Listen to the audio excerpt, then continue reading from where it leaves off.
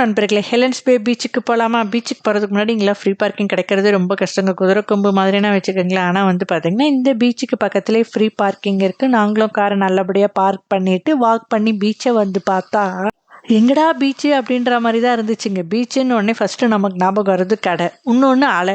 இங்கே கடையும் இல்லை, அலையும் இல்லை. இதுதான்டா பீச்சா? நீங்கள்லாம் மெரினாக்கு பார்த்தீங்கன்னா தான்டா உங்களுக்கு பீச்சுடைய அருமையே தெரியும் அப்படின்ட்டு மனசுக்குள்ளே நினச்சிக்கிட்டு, சரி ஓகே இன்றைக்கி நமக்கு இந்த பீச்சு தான் கிடைச்சிதுன்னுட்டு ஜாலியாக கொஞ்சம் நேரம் என்ஜாய் பண்ணி விளையாடிட்டு எல்லாத்தையும் முடிச்சுட்டு பார்த்தா இந்த பீச்சுக்கு அவார்டு கொடுத்துருக்காங்களா. என்னடா இது பீச்சுக்கெலாம் அவார்டு தரீங்களா அப்படின்னு தாங்க யோசிச்சுட்டே இருந்தேன். ஆமாங்க, இங்கிலாந்து, ஸ்காட்லாந்து போன்ற கண்ட்ரீஸ்லலாம் பார்த்திங்கன்னா பீச்சுக்கு அவார்டு தருவாங்க. என்ன அவார்டு அப்படின்னு பார்த்திங்கன்னா க்ரீன் கோஸ்ட் அப்படின்ற அவார்டை பார்த்திங்கன்னா இந்த பீச் வாங்கியிருக்கு.